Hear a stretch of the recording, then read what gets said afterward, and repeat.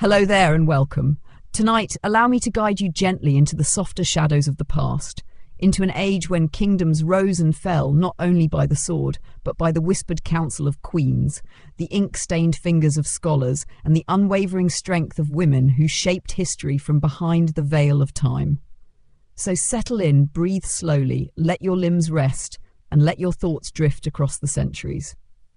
In this story, we'll meander slowly through the echoing halls and flickering torchlight of medieval history, where 24 remarkable women left footprints on the dusty stones of power, resilience, and quiet revolution. Their names may be known or hidden, celebrated or long forgotten, but each has a story, and tonight we begin weaving their lives together, one dreamlike thread at a time. Let us begin with a woman whose influence spanned both crown and crusade. Eleanor of Aquitaine.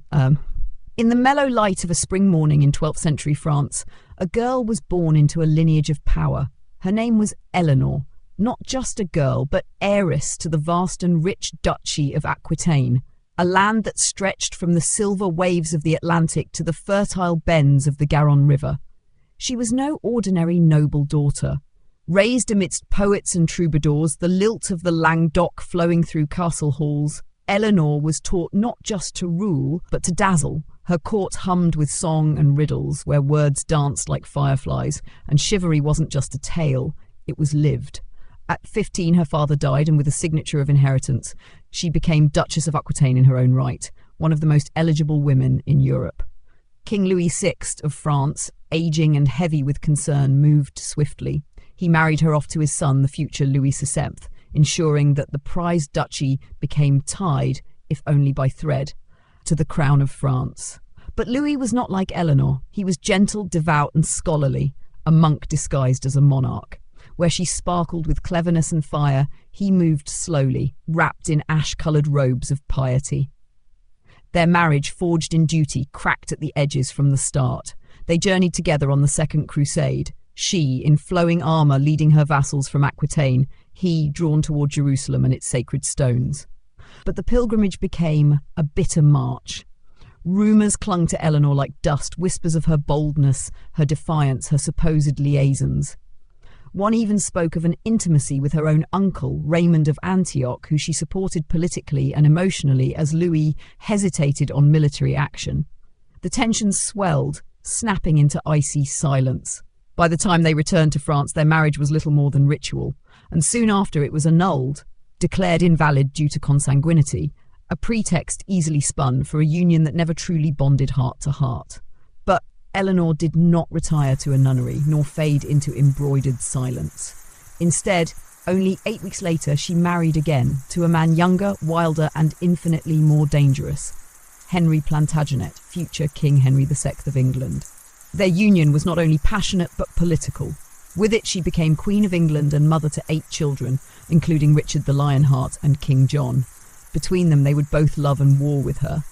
Imagine the court at Chinon, where she now ruled, vibrant, contentious, alive with power and intrigue.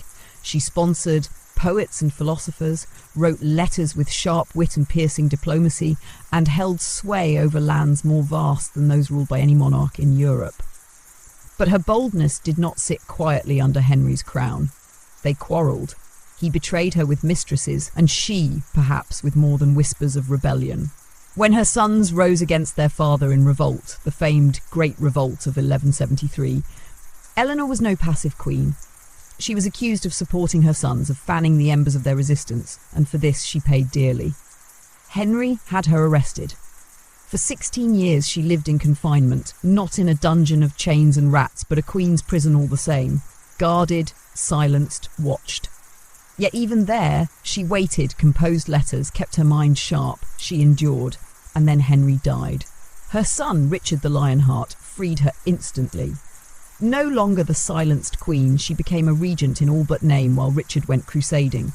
She ruled England in his absence, soothed rebellions, managed politics, and even negotiated his release when he was captured and held for ransom in Germany. She was a queen, a duchess, a prisoner, a regent, and above all, unbowed. Even in her final years, she did not retreat to quietude. In her 80s, she travelled across the Pyrenees to secure the marriage of her granddaughter, navigating the icy winds of winter and the brittle bones of age. Her will was sharper than ever, and her legend nearly complete. When she finally withdrew to Fontevraud Abbey, it wasn't to fade. It was to choose silence on her own terms.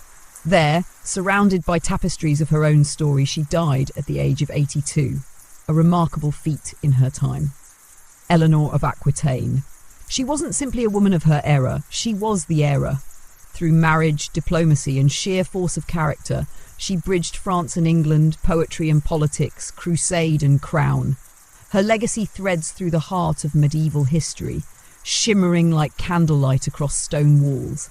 And as we pause here at the edge of Eleanor's tale, let your thoughts drift with her, down the rivers of Aquitaine, into the quiet abbey where she sleeps still, and where the whispers of her power linger like a lullaby.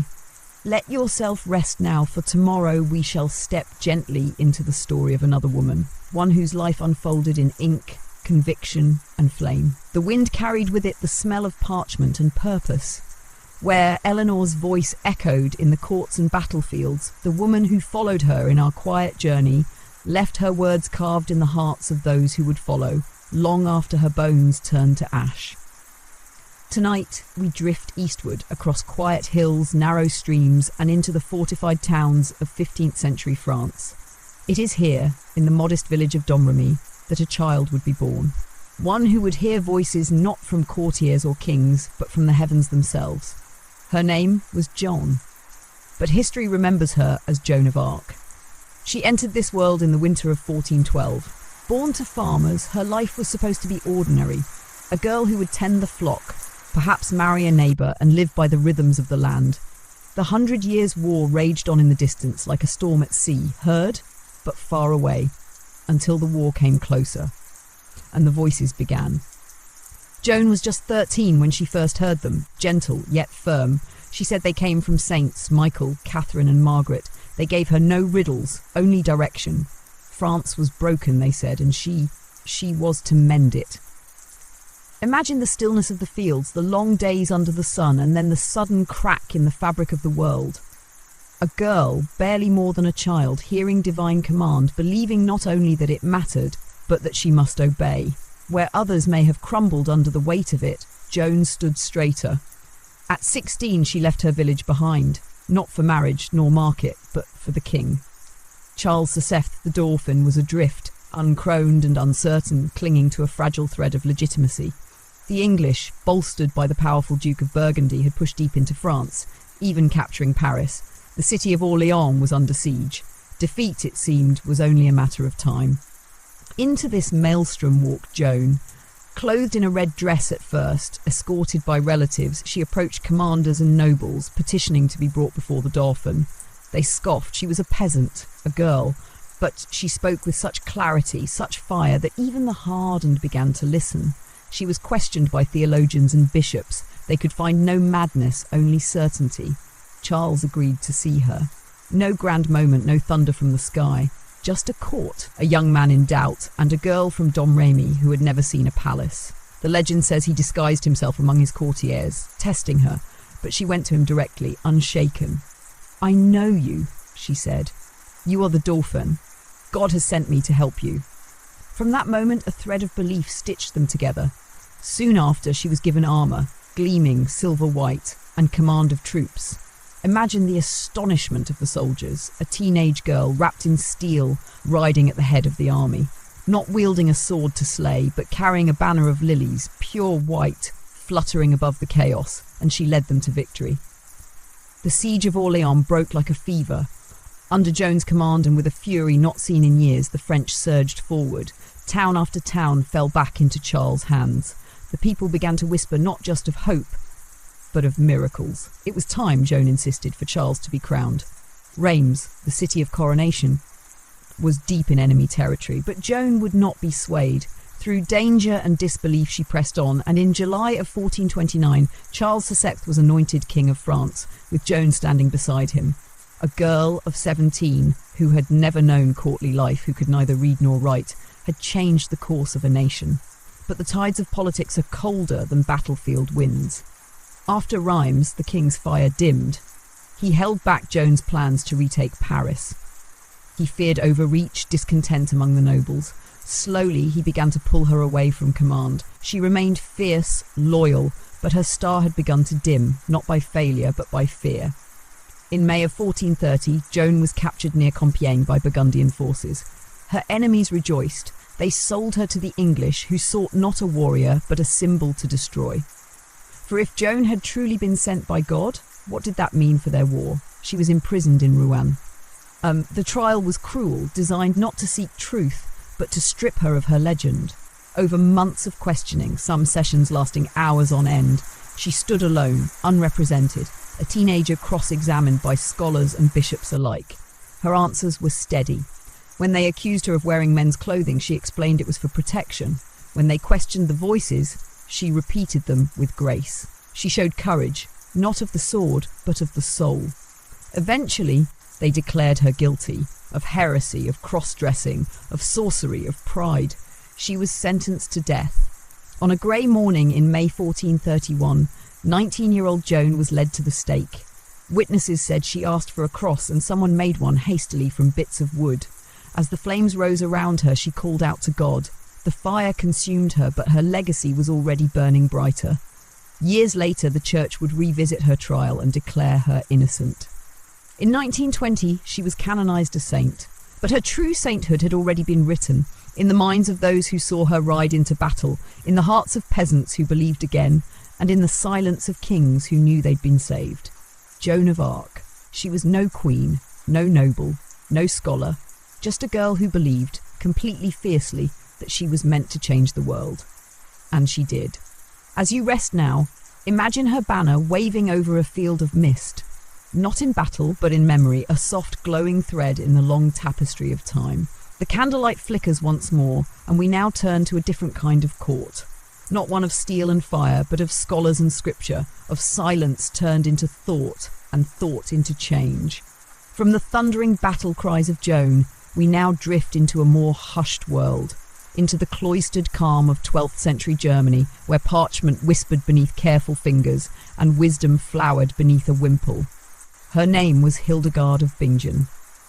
She was born in 1098 in the Rhineland Valley, a land of misty forests, echoing churches and flickering lamps in monastery windows. Her family was minor nobility, devout and bound by tradition. At the age of 8, Hildegard was given, not simply sent, to the church.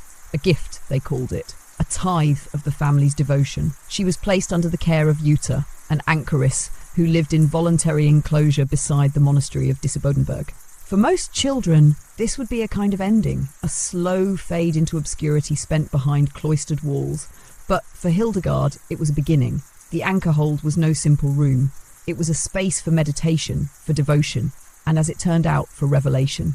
Even as a child, Hildegard experienced visions, brilliant, colour-drenched flashes of divine imagery, filling her mind with symbols, music, and meaning. She kept them to herself at first, afraid of ridicule, of misunderstanding. She learned Latin slowly, learned to chant, learned to copy letters with care. But even as she grew into a woman of the church, she remained more than a mere nun. Within her, something vast was stirring. When Jutta died, Hildegard was elected magistra by her fellow nuns. It was a quiet vote, a quiet victory, but it changed the course of monastic history. For Hildegard was not content to lead from the shadows. She believed deeply that God had given her visions for a reason, and so she began to write. Her first major work, Civias, short for Cito Vias Domini, Know the Ways of the Lord, was a sprawling tapestry of 26 visions. Illustrated in gold, red and celestial blue, it laid out a divine cosmology. The birth of the universe, the fall of man, the structure of virtue and vice. It was strange, it was beautiful, it was unlike anything the church had seen from a woman. But Hildegard was not easily dismissed. She sent her work to Bernard of Clairvaux, the great monk, theologian and preacher of the Second Crusade, and then to Pope Eugenius III himself. And the Pope, struck by its brilliance, endorsed it.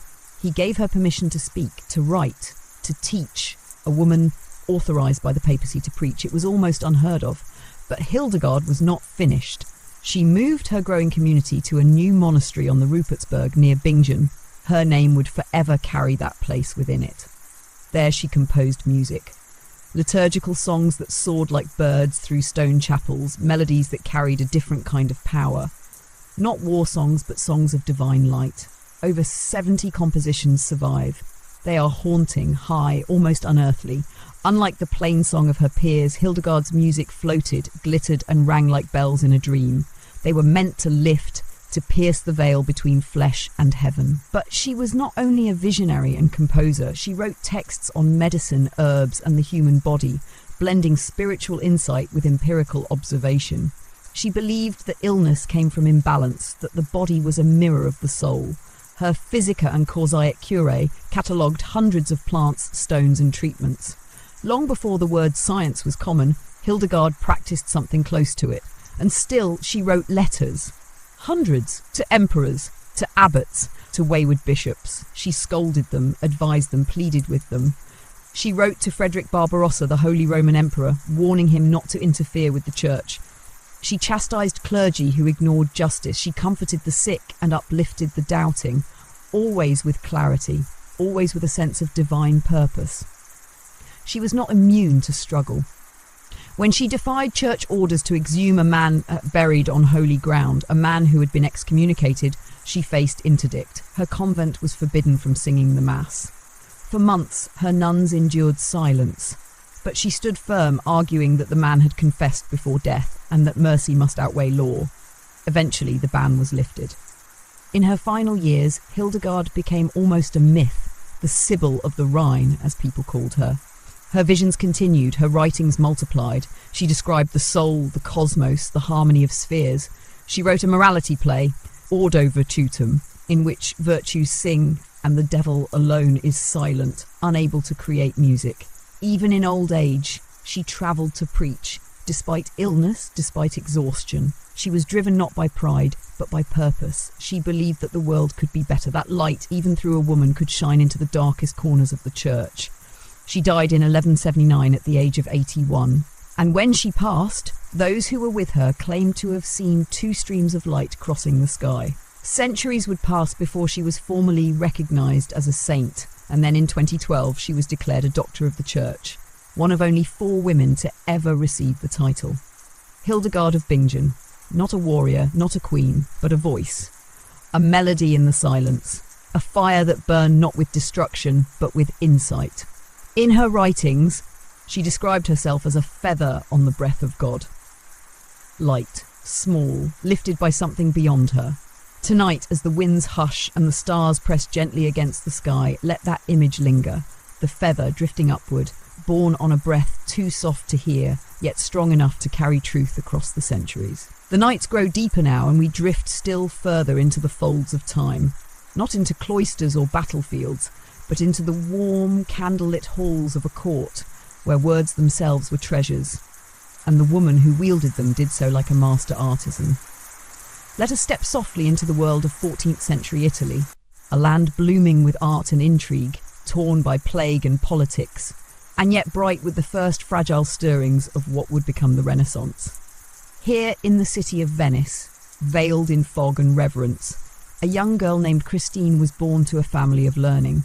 Her father, Tommaso di Benvenuto da Pisano, was a physician and astrologer brought from Bologna to serve as the court scholar of King Charles V of France. When she was still a child, the family crossed the Alps and settled in Paris, where Christine de Pizan would grow not only in body but in brilliance. She was born in 1364, the same year Charles ascended the throne.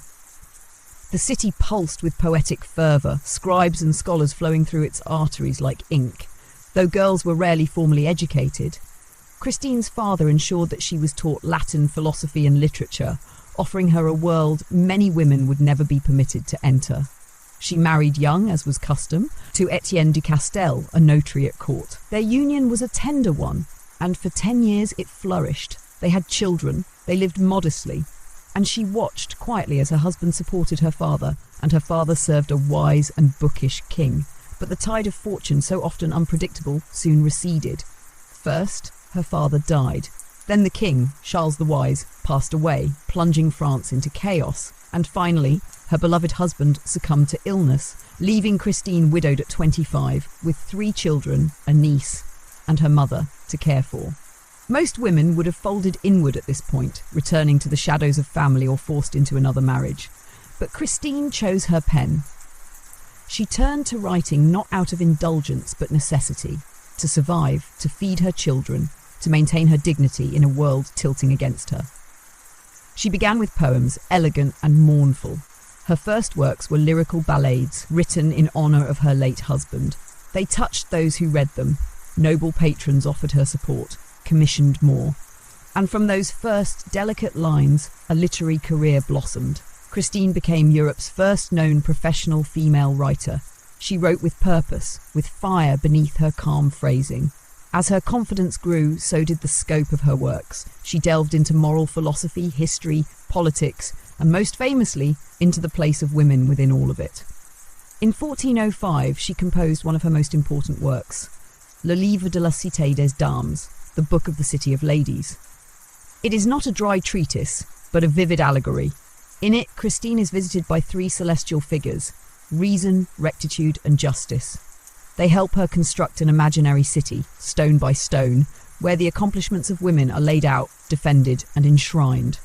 Through their voices and hers, she refutes the centuries of slander cast upon women by theologians, poets, and philosophers. She names them Sappho, Queen Zenobia, the biblical Judith, the scholar Proba. She does not beg for validation, she builds it. Each story is a foundation stone in her city, a fortress against erasure. Her writing was both act and architecture, and Christine did not only write of history, she wrote of the present. She inserted herself into the intellectual debates of her time, including the now infamous Querelle de la Rose, in which she publicly challenged the misogynistic tone of the popular romance, The Romance of the Rose. With careful argument, she called out its vulgarity, its one-dimensional depiction of women, and its corrosive influence. Many men, predictably, dismissed her. Others, startled by the clarity of her prose, listened. She was neither timid nor cruel in her critique. She was precise. She believed that literature shaped perception, and thus responsibility lay in its creation. As the 100 Years' War ground on and civil strife fractured France, Christine continued to write. She turned to biographies, including a glowing one of King Charles, her father's patron, whom she remembered with reverence. In another work, The Book of the Body Politic, she offered guidance to rulers, blending classical sources with Christian ethics. Her advice was clear: a just prince must be educated, tempered, and attentive to his people's needs.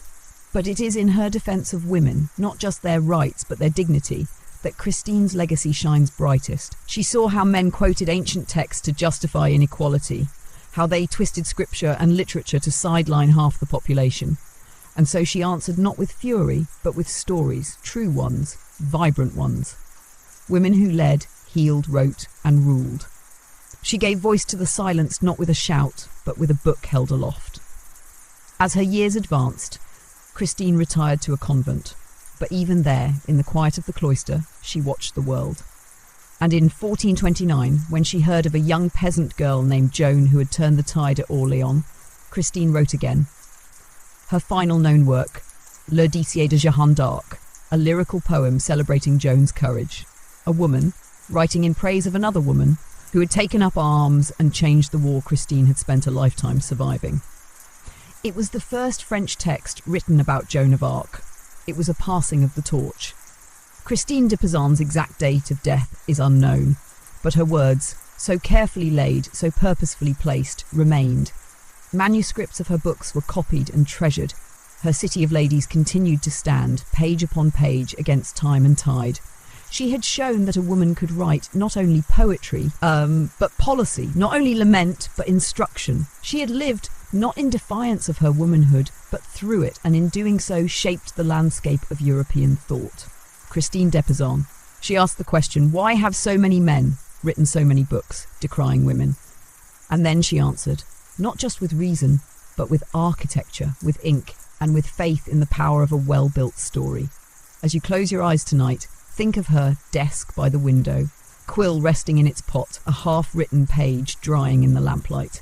In her city of ladies, the walls still rise, and behind them the stories still echo. The moonlight falls gently on marble and mosaic now, and our journey floats southward, over mountains and across the glinting sea, where the legacy of empire still lingered in shadowed courtyards and candlelit chapels.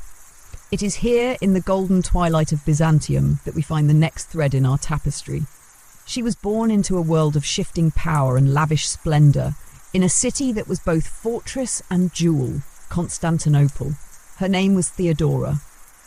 But before she became empress, before her name echoed through palaces, Theodora lived another life.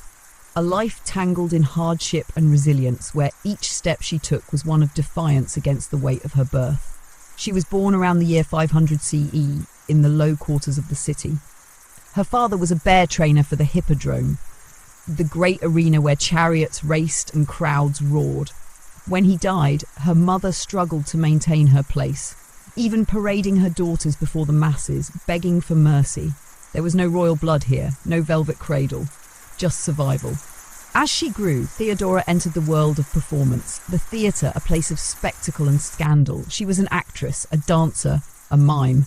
In Byzantine society, this meant more than artistry. It placed her firmly outside respectability. To many, she was a woman to be watched but not listened to, entertaining but disposable. But Theodora was not content to be merely looked at. Even in these years, those that some later chroniclers tried to shame or silence, she showed signs of brilliance, wit, eloquence, and a spark that would not go unnoticed for long. She left Constantinople in her early 20s, travelling through North Africa and Syria. Some say she became a companion to a provincial governor. Others suggest she sought refuge in monastic circles. Whatever the truth, she returned to the capital a changed woman, with a sharpened mind, a new sense of purpose, and the attention of a man who would change everything: Justinian. He was the heir to the imperial throne, nephew of Emperor Justin I, a man with vision, intellect, and political ambition, and he saw in Theodora not scandal but strength. Despite her past, or perhaps because of the resilience it had forged, he loved her, and in 525 CE they married. But more than a marriage, it was a revolution. Laws had to be changed to allow it. Actresses were legally barred from marrying senators, let alone emperors-to-be. But Justinian did not falter, and 2 years later, when his uncle died, he rose to the throne. She rose with him, Empress Theodora of Byzantium. She did not sit quietly beside him. She governed. Theodora was Justinian's most trusted advisor, his confidant, his mirror, his rival in thought. Together they reformed Byzantine law. The Corpus Juris Civilis, the great codification of Roman law, bears her influence in its bones. She fought for women's rights, not as an abstract cause, but with precision. Under her counsel, laws were passed prohibiting forced prostitution, expanding the rights of women in divorce and property ownership, and instituting protections for vulnerable girls. She established houses of refuge for those escaping the bonds of exploitation, offering, for perhaps the first time in centuries, not just charity but dignity. But her most defining moment came in fire and fear. In 532 CE, Constantinople erupted in chaos during the Nika riots.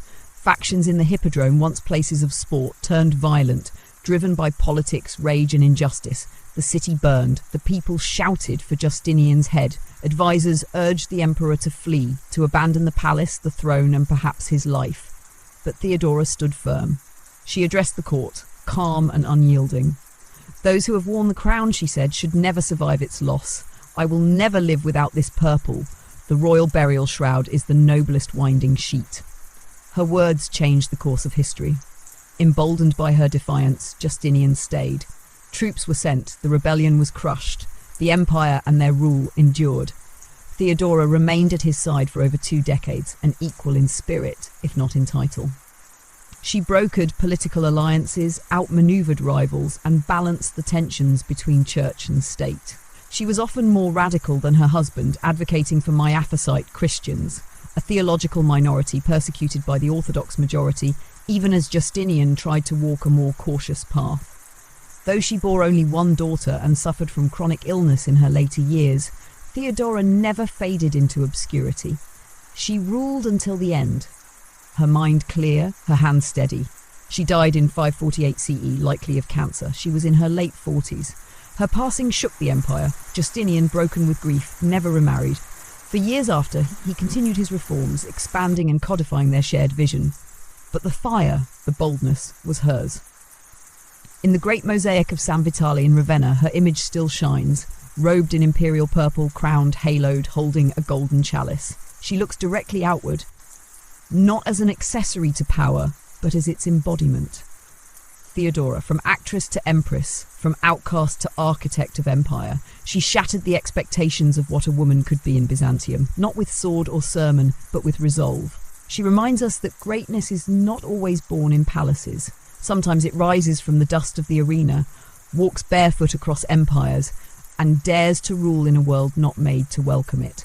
Let her image linger now, regal and radiant in mosaic gold, a woman of no noble birth whose name became eternal. The night is still and soft now, like parchment untouched. And our next tale unfolds not in the gilded courts of empires, but in the quiet sanctity of ink-stained margins and the steady rhythm of a quill. We return to the monasteries once more, but this time to the green hills of England, where a woman watched the world from behind a window and still found a way to speak to it. Her name was Julian of Norwich. We know little of her early life. Not even her birth name remains. She was likely born around the year 1342 in Norwich, one of England's busiest and most prosperous cities. At the time, Norwich bustled with trade, with prayers rising from cathedral choirs and the distant clatter of market stalls echoing down cobbled streets. But it was also a city familiar with suffering. Julian grew up in a century shadowed by plague. The Black Death arrived in waves, dark and merciless, cutting down clergy and peasants, merchants and mothers. Nearly half of England's population was swept away. In those same years, the peasants' revolt stirred beneath the surface of society, and the church itself was fractured, worn thin by schism and scandal. In that world, bitter with uncertainty, Julian chose enclosure. She became an anchoress, a woman who willingly enclosed herself in a small stone cell attached to the Church of St. Julian.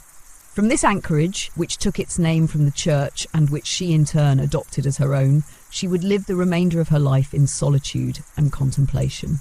Her cell had 3 windows. One opened into the church, allowing her to hear Mass. Another faced outward, so she might receive food or speak with those who sought counsel. The third was for her cat, her only living companion, by tradition and perhaps by affection. The days were long. The seasons passed without ceremony. But it was in this stillness that something remarkable happened. When Julian was around 30, she fell gravely ill, so ill that the priest came to give her last rites.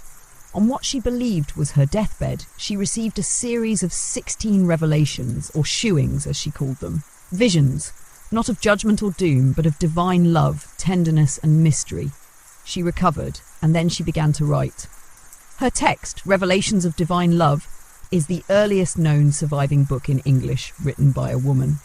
It is not a work of pride, nor of drama. It is a meditation, a conversation with God recorded in the common tongue, in words that are plain but luminous. She speaks of Christ not only as a saviour, but as a nurturing presence, maternal, intimate, enfolding the soul in compassion.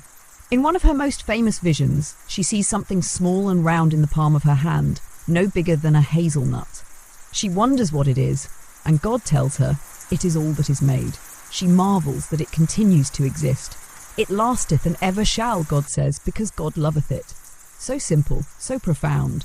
Julian's theology was revolutionary not in protest, but in perception.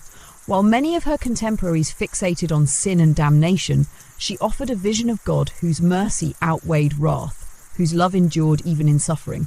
Her oft-quoted phrase, all shall be well, and all shall be well, and all manner of things shall be well, has echoed down through centuries, not as naive optimism, but as quiet conviction. But Julian's work was more than mystical reflection. It was also subtly radical. She spoke of Christ as mother, a metaphor drawn from deep wells of medieval theology, but rarely extended with such tenderness.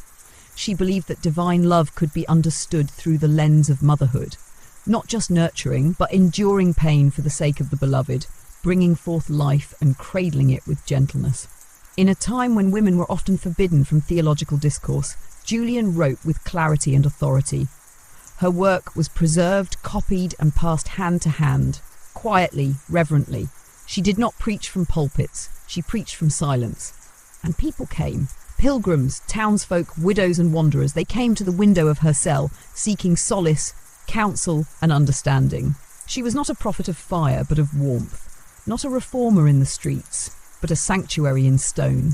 She likely lived well into her 70s, remarkable for the time, and continued writing, revising and contemplating long after the visions had passed. Her long version of Revelations, written some 20 years after the initial experience, reflects deep theological maturity and unshakable faith. After her death, Julian slipped into obscurity. For centuries, her name was almost forgotten. Her manuscript survived in fragments, hidden in monasteries, waiting. And when they emerged centuries later, the world found her voice again, unbent by time, radiant with peace. Julian of Norwich. She showed that one need not roam the world to touch it, that from within a cell a woman could pen a vision vast enough to hold the universe. That love, true, enduring, unconditional, could be theology. She taught that God was not a figure of fear but of longing, not distant, but near. Tonight, as the darkness settles and the world softens around you, imagine her candle burning behind the stone, her ink-stained hands moving slowly across parchment. Outside, the wind might have howled, but inside that little room, peace lived, and in her words, still does. The air thickens now with the scent of parchment and salt, of prayers whispered between crashing waves. We journey westward, across the rolling hills of Ireland and out to its rugged coast, where winds howl like memory, and where the faith of a people once clung to survival like moss on stone. There, amid the solitude of glens and the hush of early Christian abbeys, lived a woman wrapped in both myth and memory. Her name was Brigid, but you may know her as Saint Brigid of Kildare. She was born around the year 451 CE, during a time when Ireland was still a quilt of tribal kingdoms, and Christianity, though newly arrived, had begun to take root among the oak groves and sacred wells. Her story weaves in and out of legend, a glowing braid of history, faith and folklore. Brigid was born to a chieftain, Dubthach, and a slave woman named Brocha. Her birth carried both nobility and hardship, light and shadow. Some say she was born at dawn, her first breath warmed by the rising sun, a child destined to walk between worlds. From her earliest years, she showed signs of both strength and compassion. As a young girl, she would give away food, milk, and possessions to the poor, earning rebuke from her father. But she remained unmoved, even once giving away his prized sword to a beggar so he could barter it for food. When questioned, she answered softly, "What is mine belongs to the poor." She chose the veil over marriage, not in retreat but in calling. Her beauty, it is said, was such that many men sought her hand, including nobles. But Brigid prayed for her features to be altered, and in one version of the tale, her eye was disfigured until her father relented. Only after she professed her vows did it heal. She founded her monastery at Kildare, Sildara, the Church of the Oak, on a site that had once been sacred to the Druids. Here, under a vast oak tree, she established not only a convent but one of the most influential religious centres in Ireland. What made it remarkable was that it was dual. Both men and women lived and worshipped there, under the guidance of a woman. Brigid was abbess, leader, counsellor. She held authority in a world where kings ruled by sword and clan, yet came to her seeking wisdom. She was said to be wise in judgment, fierce in protection, and gentle with those in need. One legend tells of her travelling across Ireland with a band of nuns, healing the sick and calming storms. In another, she turned water into beer, not for indulgence, but because the travellers had none, and it was the feast of Easter. Hospitality to Brigid was a form of holiness. Her miracles were never grand in scale, never meant to dazzle or terrify. They were intimate, quiet, a cloak spread over frost-covered fields to restore the warmth of spring, a silent prayer for the birth of lambs, a bowl refilled with butter for a hungry child. These were miracles of care, rooted not in spectacle but in presence. Yet even in these humble acts, her influence grew. Bishops consulted her, the poor revered her. Her abbey at Kildare became a beacon, a place of learning and poetry, where scribes copied sacred texts and nurtured a Celtic Christianity infused with music, symbol and myth. There was in the centre of Kildare a perpetual flame, said to be tended by Brigid and her successors. For centuries it burned, day and night, guarded by women. The flame was more than light, it was memory, devotion, a fire that resisted conquest and decay even as the world changed around it. Even as Christianity evolved and Brigid became enshrined as a saint, echoes of her pre-Christian associations remained. Her name had once belonged to a goddess, Brigid, of poetry, healing and fertility. And perhaps that older Brigid and the saint are not entirely separate, but braided together like strands of an old song, one part fire, one part flesh, one part faith. Brigid died, it is said, around the year 525, and was buried beside St. Patrick and St. Columba, forming a trinity of Irish sanctity. But even in death, she did not vanish. Pilgrims continued to journey to Kildare. Women invoked her name during childbirth. Farmers asked for her blessings on their fields. Her cross, woven of rushes on her feast day, February 1st, remains a symbol of peace, protection, and the quiet power of the domestic sacred. In 1993, after centuries of silence, the Brigidine sisters relit her flame in Kildare. It still burns today. St. Brigid of Kildare. She was not a queen, not a warrior, not a theologian debating in cloistered halls. She was a weaver of cloth, of community, of compassion. Her legacy is not carved in marble, but in the stories passed from grandmother to child, in prayers whispered while butter is churned, in songs sung while seeds are planted. She reminds us that holiness does not always shine. Sometimes it glows gently, like a flame tended in the quiet dark, never demanding, always present. And as the embers glow softly in the hearth of her memory, the world hushes again and listens. The mists roll low over the moors now, as if the earth itself were breathing in sleep. Our journey moves northward to a land of heathered hills, deep glens and silent stone halls. Here, beneath the heavy skies of medieval Scotland, lived a woman whose grace and resilience stitched a wounded kingdom back together. Not with force, but with quiet faith and unwavering devotion. Her name was Margaret of Wessex, but history remembers her as Saint Margaret of Scotland. Her beginnings were shaped by exile. Born around 1045, Margaret entered the world not in the land she would one day call home, but in Hungary. Her father, Edward the Exile, was a descendant of Alfred the Great, driven from England after the Danish conquest. Her early years were spent far from the island of her bloodline, among foreign courts and unfamiliar tongues. Yet the memory of England lingered. When Edward the Confessor summoned her father back to his native land, hope stirred that the old Saxon line might be restored. The family returned, Margaret, her parents and her younger siblings, only for their hopes to collapse with stunning swiftness. Her father died shortly after arriving, and when William the Conqueror swept across the land in 1066, defeating Harold at Hastings, Margaret's path turned sharply once more. She fled again, this time to the sea. Legend tells of a ship blown off course in stormy waters, delivering Margaret and her family to the rugged coast of Scotland. There they sought shelter in the court of King Malcolm III, a man known more for war than words, rough-hewn and hardened by battle.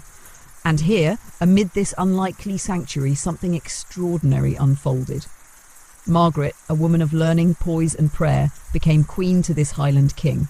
She might have become ornament or hostage. Instead, she became his guide, and in many ways the soul of a kingdom in transition. Their marriage was more than union, it was a partnership. Though Malcolm was illiterate, he treasured books and brought them to Margaret like gifts of gold. He would sit and listen as she read aloud from scripture, her voice gentle over candlelight, the words soaking into stone and spirit alike. Margaret brought with her the grace of the old English court, the customs of the Christian continent, and a heart honed by hardship. She introduced reforms to the Scottish Church, aligning its practices more closely with Rome, but not through force or condemnation. She reasoned, persuaded, and exemplified. She revived monastic life, restored churches, and invited Benedictine monks to settle and teach. She encouraged education, especially among the clergy. She opened the royal hall to the poor, personally feeding orphans and widows, sometimes washing their feet in imitation of Christ. Every day she rose before dawn to pray. She fasted frequently, gave away her own clothing, and lived in simplicity despite her royal status. But her piety was never cold or severe. It was warm, enfolding, tender. She was a mother to 6 sons and 2 daughters, and she raised them with the same gentle rigour. Her children would carry her legacy deep into the future. One son became David Uz of Scotland, remembered as a just and devout king. Her daughters were educated, her court filled with the sounds of Latin lessons and sacred song. Yet even the most radiant lives are not untouched by sorrow. In 1093, as Norman influence encroached and border tensions rose, Malcolm and their eldest son Edward rode into battle. They were killed both in an ambush near Alnwick. Margaret was already ill. When the news reached her at Edinburgh Castle, it is said she whispered, "Praise and blessing be to you, Lord, for you have seen fit to take from me all that I held dearest on earth." She died just days later, broken-hearted, with her youngest son by her side. She was around 48 years old. Her loss was felt not just in courtly mourning, but across Scotland, in churches she'd restored, in orphanages she'd supported, in hearts she'd lifted. A queen who had come as a refugee, stayed as a reformer, and passed as a saint. She was canonised in 1250 by Pope Innocent IV. Her relics were revered for centuries, though scattered in the tumult of the Reformation. Some believe her remains found their way to Spain, preserved quietly in a distant shrine. But it is not her bones that keep her alive. It is the image of her, kneeling in prayer before the day begins, a loaf in one hand, scripture in the other, a woman who never sought power, but used it when given to uplift and to heal. St. Margaret of Scotland. Her legacy is not writ in conquest, but in care. In every gesture of mercy, every moment of devotion, every step she took from the wreckage of exile to the heart of a kingdom. She reminds us that sometimes history is not changed by thunder, but by light that flickers steadily in a storm, a light that never once falters, even as the wind rises around it. The sky above France was often restless in the 12th century, streaked with clouds and carried by winds that seemed to know the names of kings and poets alike. In those days of cloistered faith and courtly ambition, another woman rose not by wielding power in battle or wearing a crown, but by embracing a life of deliberate renunciation. Her strength was forged in silence. Her weapon was love. Her name was Heloise. And to understand her, we must first remember a man. Peter Abelard. He was a philosopher, a teacher, a man of renowned intellect, whose lectures attracted throngs of eager students to the schools of Paris. His writings explored theology, logic, ethics, ideas shaped like polished stones. But even among the brilliance of his academic achievements, the memory of Abelard has forever been entwined with hers. Héloïse d'Argenteuil was not merely a student. She was a prodigy, young, fluent in Latin, Greek and Hebrew. She possessed a mind that matched, and some said surpassed, her male contemporaries. Her uncle, Canon Fulbert, brought her into Abelard's orbit, hoping she would benefit from his instruction. Abelard agreed to tutor her. But soon, lessons turned into letters, ideas into intimacy, and the love between them, though secret, became all-consuming. Theirs was no common courtship. Their letters, preserved for centuries, reveal a bond of remarkable depth, a meeting of intellects and spirits as much as of bodies. Héloïse did not write with romantic simplicity. She wrote with piercing insight, questioning conventions, wrestling with duty and desire. She argued that their love defied ordinary labels, that her devotion was not for marriage, but for Abelard himself, pure, raw and constant. But the world did not allow such freedom. When Héloïse became pregnant, the scandal could no longer be hidden. Abelard arranged for her to stay with his sister in Brittany, where she gave birth to a son they named Astrolabe. To protect Héloïse's reputation, he proposed marriage. She resisted, believing that marriage would only chain them both, especially him. But eventually she agreed, and they wed in secret. Still, rumours swirled. Fulbert, her uncle, felt betrayed. In a cruel and unforgettable act of revenge, he arranged for a group of men to break into Abelard's room in the dead of night. There they carried out an act of brutal mutilation, castration, destroying his body and casting a shadow over both their lives. Shattered and ashamed, Abelard took vows as a monk at the Abbey of Saint-Denis. Héloïse, too, was placed into religious life, against her wishes, though she accepted it with outward grace. She became a nun at the convent of Argenteuil. Later, when Argenteuil was dissolved, she would become abbess of the newly established convent at Le Paraclet, founded by Abelard himself. Years passed. Their letters resumed, and in those letters we glimpsed the soul of Héloïse in full bloom, questioning God, memory, and the roles imposed upon her. She was obedient in action but unrepentant in heart. She wrote to Abelard not as a meek disciple, but as an equal, as a woman who had not forgotten the man she loved and who never pretended otherwise. "I would rather be your whore than the wife of any king," she once wrote, a line that has echoed through literature and history alike. Not vulgar, but truthful. Not rebellious, but raw. And yet, even in her longing, she led. As abbess, she governed with wisdom and tenderness. Her convent grew in reputation and serenity, a place where learning and devotion coexisted. She nurtured other women, educated them, gave them space to ask questions of their own. Abelard continued to write his theological treatises, often under the scrutiny and condemnation of church authorities. He wrestled with faith, contradiction, and the weight of his own past. And through it all, Héloïse remained his anchor, unseen, but never absent.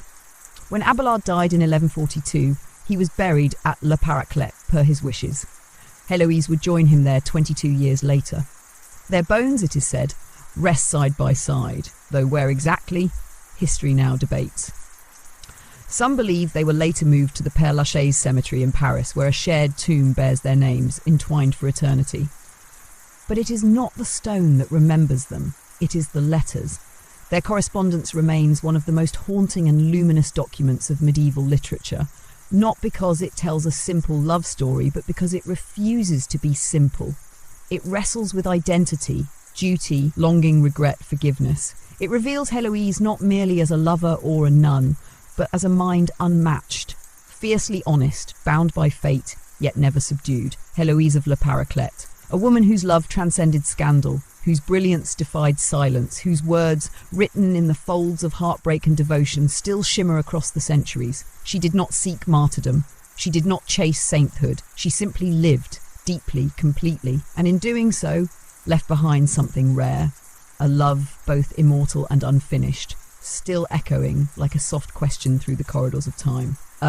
The hour deepens, and so too does the hush of our journey. The fires of romance and rebellion give way now to the quiet gravity of governance, to a woman who held together a fractured kingdom not with sword or sermon, but with balance, patience, and the subtle mastery of courtly power.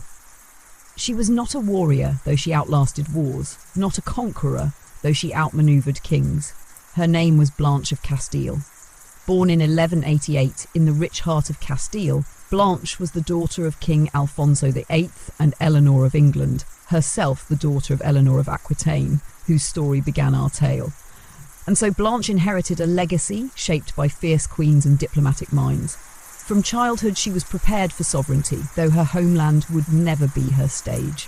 At the age of 12 she was sent north, across the Pyrenees, away from the heat and olive groves of Spain, to the colder courts of France. There, she would wed Louis, the heir to the French throne, a boy just a few years older than she. The marriage was arranged by no less than Eleanor of Aquitaine herself, then in her 80s, who crossed the mountains with Blanche to ensure the match. It was a union of politics, but one that would grow into stability. When Louis VIII became king in 1223, Blanche became Queen of France, but her true reign began only after his death, just 3 years later. He died young, leaving their 12-year-old son Louis VI as heir. France was vulnerable, still emerging from the bloodied campaigns of the Albigensian Crusade, with tensions between the crown and powerful nobles crackling like dry timber. A child king meant danger, factions stirred, lords plotted, foreign ambitions hovered at the border. But Blanche did not falter. She seized the regency, not with bravado, but with command. She cloaked her son in royal robes and had him crowned at Reims. And then she ruled in his name, with steel behind her veil and fire in her quiet words. She negotiated with barons, paid ransoms, raised armies when needed. When the English, ever lurking, supported a rebellion by French nobles in the West, Blanche acted swiftly. She led military campaigns herself, coordinating with loyal commanders, riding into the field not as a passive consort, but as protector of the crown. She educated her son not only in letters and law, but in justice and faith. Under her care, Louis X became not just a king, but a ruler of principle, later canonized as Saint Louis. His virtue and vision were rooted in the soil Blanche tilled through years of care, wisdom, and patience. And yet she was no soft figurehead. Contemporary chroniclers praised her piety, but they also feared her sharpness. She was known to be severe with her enemies, relentless in pursuit of the crown's authority. Her diplomacy was surgical. Marriages arranged not for romance, but strategy. Treaties signed with eyes wide open. Her regency lasted until Louis came of age, but her influence never faded. Even when he ruled in his own right, he often deferred to her counsel. And when he departed on the Seventh Crusade in 1248, sailing for Egypt and the Holy Land, he left his kingdom once more in her hands. She was nearly 60 by then. Yet she governed again, enduring the weight of court and council, of famine and unrest, with the same clarity she had shown as a young widow. She quelled riots, calmed rivalries, and kept the kingdom whole. It was during this second regency that her strength began to falter. Years of labour, fasting and grief had worn her body thin. In 1252, while still serving as regent, she fell ill. She died in December of that year before her son returned from the east. Louis mourned her not only as a mother, but as the architect of his reign. Blanche of Castile was buried in Montbuisson Abbey, which she had founded, a place of prayer, silence and light.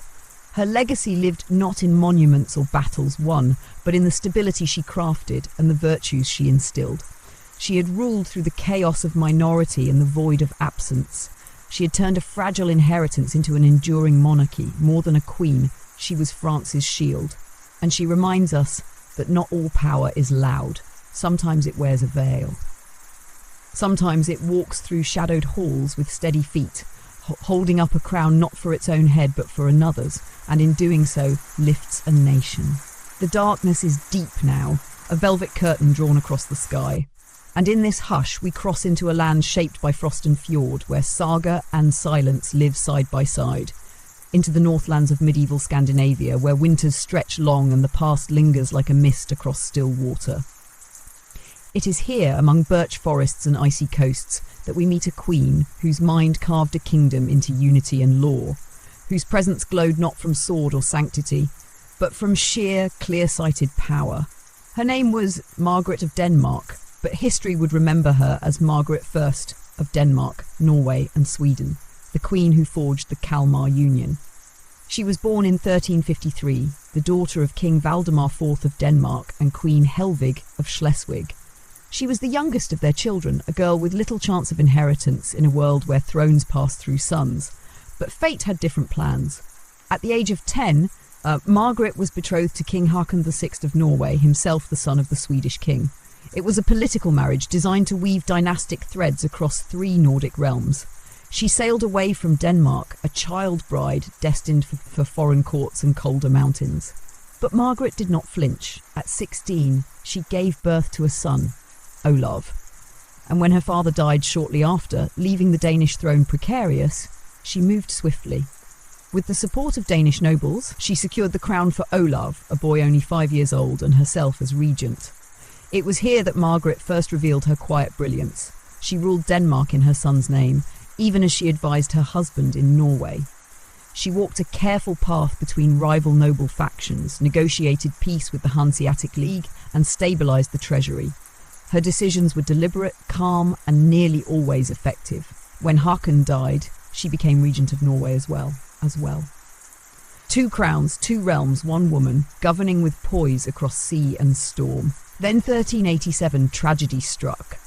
Olav, her only child, her heir, her link to the crown, died unexpectedly at the age of 17. The grief was unimaginable. She had lost more than a son. She had lost her claim. But instead of retreating, Margaret stepped forward. The nobles of both Denmark and Norway, recognising her wisdom and authority, proclaimed her all-powerful lady and mistress. She was now ruler in her own, not through marriage or motherhood, but through merit. But Margaret was not finished. In Sweden, a king named Albert of Mecklenburg ruled with increasing unpopularity, seen as favouring German interests over native Swedish lords.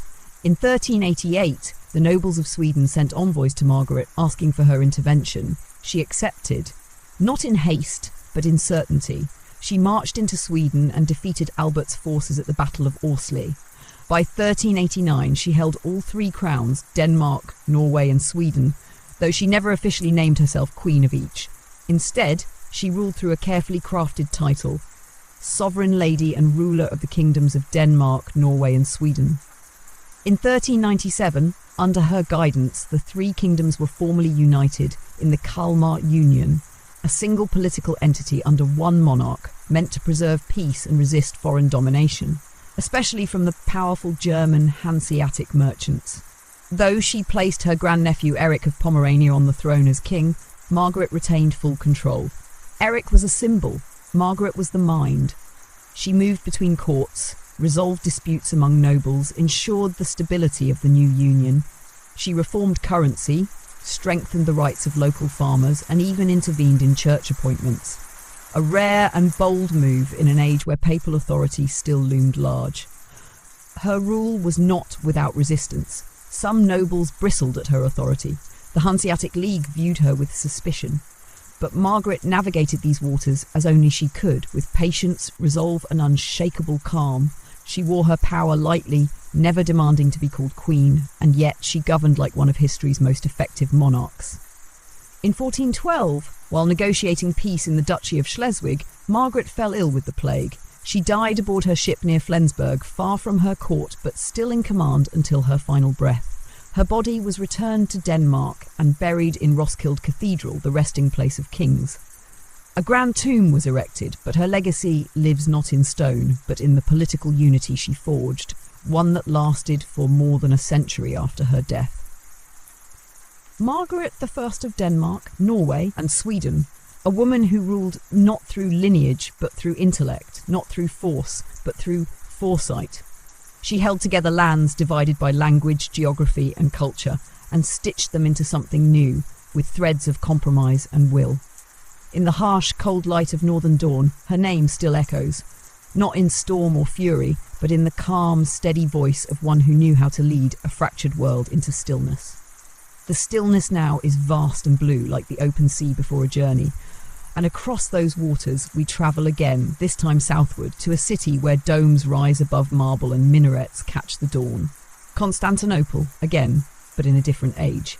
And here, within its mighty walls, beneath icons and candlelight, lived a woman who ruled from within the storm, a scholar, a regent, a soul bound to faith and power alike. Her name was Anna Komnene. Born in 1083 to the imperial purple, Anna was the daughter of Emperor Alexios I Komnenos and Empress Irene Doukaina. From the moment of her birth, her destiny was draped in silk and sharpened by expectation. She was raised in the sprawling Blacherne Palace, surrounded by gold mosaics, carved marble, and the constant hum of theological debate, military planning, and diplomatic manoeuvring. And unlike many daughters of emperors, Anna was not tucked away from the affairs of state. She was immersed in them. Her education was exceptional. She studied philosophy, medicine, astronomy, mathematics, and literature, all taught by the finest scholars of the Byzantine court. Her teachers described her as brilliant, hungry for knowledge, insatiable in curiosity. Fluent in Greek and Latin, she read Aristotle and Plato as easily as she prayed the Psalms. For a time she was even designated heir presumptive. The empire, it seemed, might pass through a woman again, as it once had under Irene of Athens. But when her younger brother John was born, Anna's position shifted. Her hopes for the throne dimmed, yet she remained close to the heart of power. She was married to Nikephoros Bryennios, a nobleman and historian. Together they formed an intellectual partnership of sorts, exchanging ideas, collecting documents, and discussing politics and philosophy. Anna never surrendered her influence. She served as advisor to her father, attended imperial councils, and participated in court ceremonies with authority. When Alexios first died in 1118, the real struggle began. Anna, with the backing of her mother and several nobles, attempted to place her husband on the throne in place of her brother. The plot, elegant in conception, bold in intent, ultimately failed. John II Komnenos secured the throne, and Anna's ambitions collapsed. She was stripped of power and wealth, confined to a monastery, but it was here, within cloistered walls, that her greatest work would begin. Deprived of political voice, she turned to history.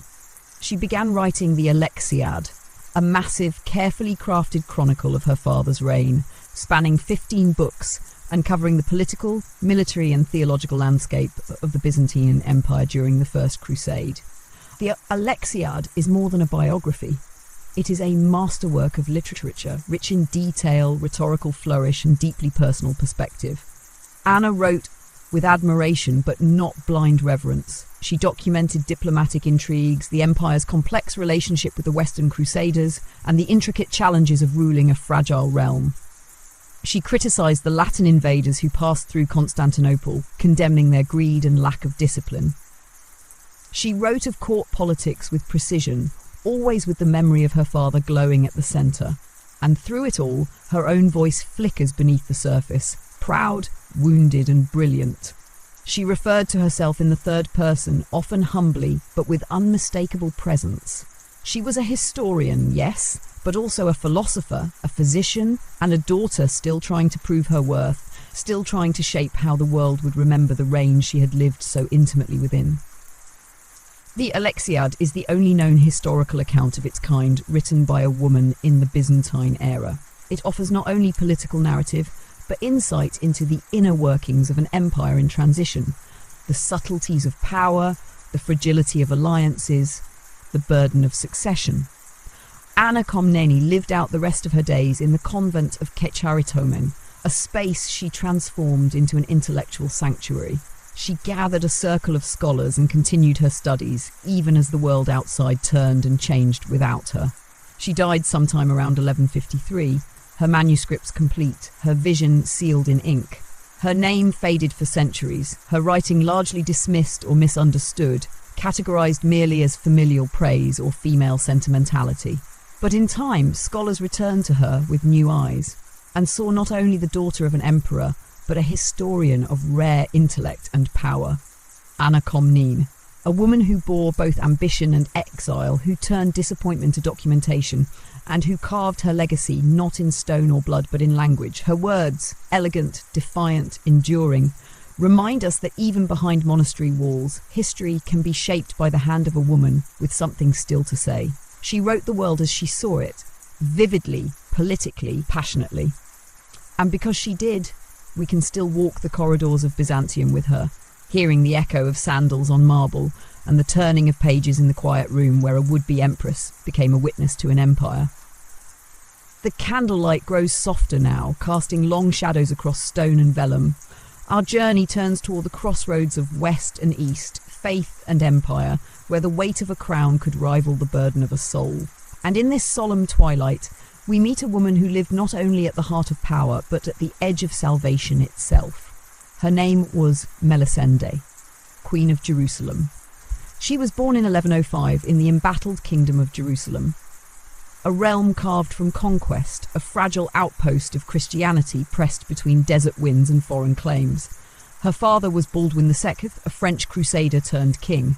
Her mother, Morphia of Melitene, was of Armenian noble blood, a union that blended East and West, Latin steel and Eastern silk. From childhood, Melisende was steeped in both faith and strategy. Her mother, a devout Christian and cultured noblewoman, ensured she was raised with a deep knowledge of scripture, law and languages. Her father, pragmatic and aging, recognised in Melisende something rare, not simply obedience, but aptitude. He had no sons, and so in a world of clashing armies and fragile thrones, Baldwin named his daughter heir. It was a bold choice. To ensure stability, he arranged her marriage to Fulk Futh of Anjou, a powerful nobleman and experienced crusader. Their union was not one of hearts, but of geopolitics. Melisende brought the crown. Fulk brought soldiers and status. They married in 1129. 2 years later, Baldwin died, and Melisende ascended the throne. But Fulk was not content to rule beside her. He attempted to seize full control of the kingdom, marginalising his wife in the court and appointing his own men to positions of power. Rumours swirled that he intended to strip her of influence entirely. Melisende, however, was not passive. With quiet cunning and measured steps, she began to consolidate support among the native nobility, particularly the Eastern Christian lords and long-settled Latin families who resented Fulk's foreign entourage. She also had the favour of the church, which remembered her mother's piety and Melisende's own deep devotion. Tensions came to a head in 1134 when a noble named Hugh II of Jaffa rebelled. Fulk accused him of treason, but many suspected Melisende had supported the man in secret. The rebellion failed, yet the cost was Fulk's authority. From that moment on, the court changed. Melisende was no longer sidelined. Her name appeared first in official documents. Her seal was used alongside or above her husband's. She attended councils, administered justice, commissioned religious works, and governed not as a queen's hort, but as sovereign. Fulk, perhaps realizing her strength, or perhaps worn down by subtle defeat, retreated from sole rule. Their power balanced, but not entirely reconciled. When he died suddenly in 1143, Melisende was left as regent for their young son, Baldwin III. But Melisende did not simply hold the throne for another. She claimed it again for herself. For nearly 2 decades, she ruled the Crusader kingdom in her own name. She oversaw fortifications, mediated between fractious lords, and maintained delicate relations with both the Byzantine Empire and the Muslim states surrounding Jerusalem. She restored churches and patronised abbeys, becoming known as a Queen of Grace as well as governance. She also left behind something rare and sacred, the Melisende Psalter, a richly illuminated manuscript created in her honour. Its pages shimmer with gold leaf and intricate illustrations, fusing Western and Eastern artistic styles. In its beauty, one can glimpse the essence of her reign, devotional, cosmopolitan, commanding.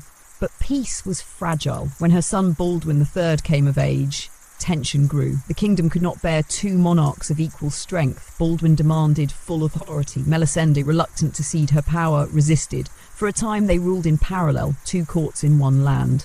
Eventually their disagreement descended into civil war. The fighting was brief but painful. In the end, Baldwin prevailed, and yet, in a gesture that speaks to the complexity of their bond, he did not exile his mother. Instead, he offered her the city of Nablus and a place of honour at court. She withdrew, not in disgrace, but in quiet dignity. Even in retirement, Melisende remained a presence, consulted, respected, and loved. She died in 1161, after a reign that had spanned nearly 30 years, longer than any other monarch in the Crusader states, Melisende of Jerusalem. She was not a queen who stood beside the throne. She was the throne. She ruled in an age of swords and sermons, navigating politics sharpened like spears and alliances as brittle as desert glass. She balanced duty with devotion, motherhood with monarchy, east with west. In her, the Holy Land found a monarch of rare strength, not forged in crusade, but in quiet command. And long after the stone walls of Jerusalem would fall and rise again, her name would remain etched in the memory of that sacred contested soil. A queen whose wisdom held the city steady through the heat of war and the silence of faith. The night is vast once more, and the stars above flicker like ancient ink spilled across a blackened sky. Our path takes us now not through kingdoms of stone, but through the echo of footsteps on parchment floors, where the scent of beeswax and vellum lingers, and where one woman, cloaked not in armour or jewels but in scholarship, lifted her voice through reason and rhetoric in a world reluctant to listen. Her name was Herad of Landsberg. She was not a queen, nor a saint, nor a martyr. She was an abbess. And within the walls of a mountaintop abbey in Alsace in the 12th century, she wrote herself into the story of the world. Herad was born sometime around 1130, though no record remains of her exact day or place. Her early life is cloaked in the kind of silence history often grants women. But what we do know is this: she entered the Abbey of Hohenberg, perched high on the slopes of Mount Odile, as a young girl, and there she stayed. The abbey was more than stone and prayer. It was a sanctuary of learning.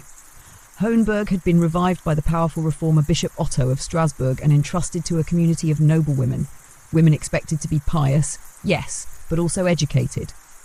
Herad, surrounded by scholars and manuscripts, grew not only in holiness but in knowledge. She studied scripture, natural science, grammar, music and history. She was taught to think, to question, and eventually to lead. By the time she became abbess, likely in the 1160s, Herad had become more than a spiritual guide. She was a steward of minds, and she began her life's work, the Hortus Deliciarum, the Garden of Delights. It was not a small task. She envisioned a compendium unlike any other, a vast and vibrant collection of theological and philosophical wisdom designed to educate the young women in her care. This was no dry codex. It was a flowering of thought, a garden grown with text, image and soul. The Hortus Deliciarum contained over 600 illustrations, full-colour depictions of biblical scenes, allegorical visions, philosophical diagrams, historical events. Angels curled in the margins, cities rose and crumbled in miniature towers of ink. Christ, saints, martyrs, philosophers, and even mythical beasts all lived side by side in the pages. And it was Herard who guided every word, every brushstroke. She did not copy from others. She composed, she compiled. She wrote her own poetry, composed music, and offered original commentary on complex theological ideas. Her Latin was precise, elegant, and unmistakably her own. In one scene, she depicted the church as a graceful woman standing atop a dragon, not trembling but triumphant. In another, she envisioned the human soul being tested by virtues and vices, pulled toward light or shadow with every choice. Her illustrations were not mere decoration, they were pedagogy, visual sermons designed to teach and to move. And yet, this was not a world eager to hear a woman speak in the voice of authority. The church, though home to many educated nuns and abbesses, still often silenced women in intellectual matters. To write theology was to enter a realm guarded by men. Herard did not ask permission, she simply created. For decades she worked on the hortus, expanding it, revising it, nurturing it like a vine around her own soul. It became not just a book but a world, a cathedral made of knowledge, with her as both architect and caretaker. And in the quiet of Hohenberg, young women opened its pages and stepped into that world. They learned not just to fear sin, but to contemplate it. They read about the lives of saints, the teachings of the ancients, and the movements of the stars. They were shown the breadth of human thought through the gaze of a woman who believed they could understand it all. Herard died in 1195, surrounded by the abbey she had shaped, the manuscripts she had tended, and the women she had lifted. Her Hortus Deliciarum was preserved for centuries. But then, in 1870, during the Franco-Prussian War, a fire broke out in the library of the city of Strasbourg. The manuscript, the original, was destroyed in the flames. Gone were the colours, the pages, the bindings, and yet not gone. Because before the fire, scholars had made copies, transcriptions, sketches, reproductions, enough to keep its voice alive, enough to let the world see what she had seen, enough to remember. Herard of Landsberg, she never ruled a kingdom, but she ruled a mountain. She never raised an army, but she raised minds. She never fought a war, but she fought for the soul of education. Not just for men, but for women in an age when their thoughts were often dismissed as whispers. She believed that knowledge was not forbidden fruit, but a garden to be tended. And in that garden, the seeds she planted still grow, word by word, page by page, even now, in the stillness of this hour.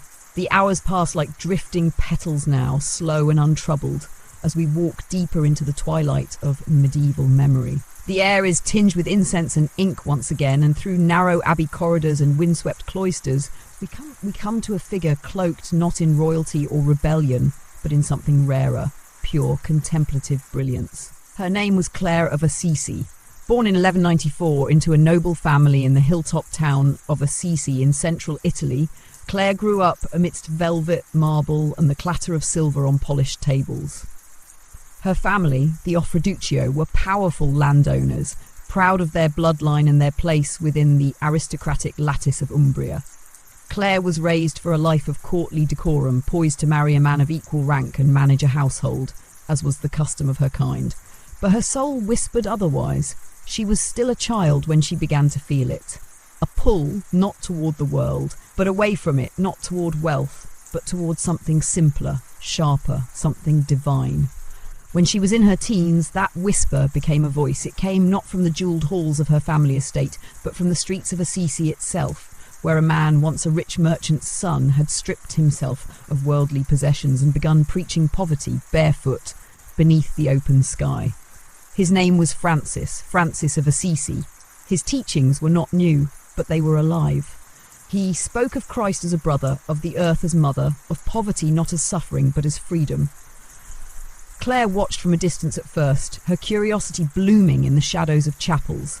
Then one day she approached him, quietly, firmly. They spoke, and in that exchange, barely remembered by history in its details, something eternal was forged. On the evening of Palm Sunday in 1212, Clare slipped out of her family's home, dressed in her finest clothes. She walked alone through the winding streets of Assisi, down into the valley to the small chapel of Porziuncola, where Francis and his brothers waited. There, in candlelight, she laid her wealth aside. Francis cut her long golden hair. She exchanged silk for rough wool.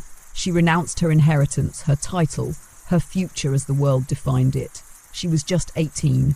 Her family, enraged, tried to reclaim her, even storming the convent of San Paolo, where she first took refuge.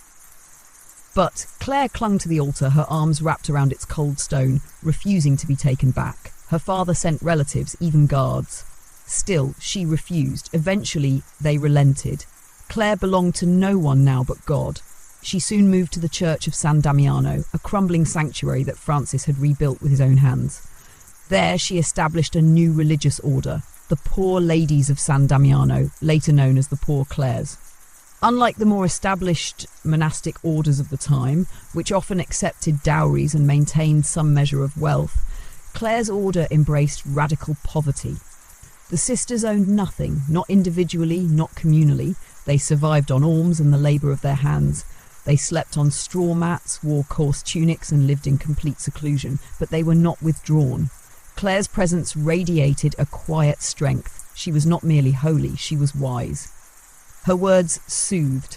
Her letters, many written to other women in religious life, brimmed with encouragement, humility, and unshakable purpose. She became abbess against her will year after year. She obeyed, not from ambition, but because her sisters needed her. Even the Pope came to recognise her influence. When ecclesiastical authorities tried to ease the strictness of her order, fearing the burden of total poverty, Clare resisted with unwavering clarity. She insisted on what she called the privilege of poverty, the right to own nothing. It was not suffering she sought, detachment from distraction, from power, from pride. In 1240, when the army of Frederick II attacked Assisi, soldiers stormed towards San Damiano. Clare, already ill and near the end of her life, rose from her bed, carried the Blessed Sacrament in its monstrance, and stood at the monastery gate. She lifted the sacred vessel high and prayed. The soldiers turned back. A year later, they returned. Again, they fled. Her biographers claimed it was a miracle, a woman weak and dying, casting back an army with the strength of devotion alone. She died on August 11, 1253, surrounded by her sisters, her breath slipping into the silence she had loved so deeply. Only 2 days before her death, Pope Innocent IV approved her rule, the strict vow of poverty she had defended all her life. It was the first monastic rule written by a woman to be officially approved by the Church. Clare was canonised just 2 years later.